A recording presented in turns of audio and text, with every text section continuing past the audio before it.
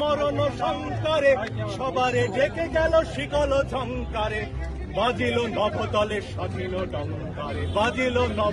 কোটা আন্দোলন ঘিরে যে গণহত্যা হয়েছে তার বিচার চাইলেন বিশিষ্ট আইনজীবী মঞ্জুরুল আল মতিন। তিনি শুধু বিচারই চাননি, তিনি সরাসরি ছাত্রদের সাথে আন্দোলন করেছে। এখন প্রশ্ন হলো, কে এই মঞ্জুরুল আল মতিন? তাকে নিয়েই আজ বিস্তারিত থাকবে। তো শুরু করা যাক। তার আসল নাম মতিন ইসলাম। তিনি পেশায় আগে ছিলেন একজন সাংবাদিক। আপনারা হয়তো তাকে অনেকেই সাংবাদিক হিসেবে দেখেছেন, কিন্তু বর্তমানে তিনি একজন আইনজীবী। তিনি সর্বপ্রথম ছাত্রদের পাশে দাঁড়ান, রক্ষা করার জন্য এসেছি।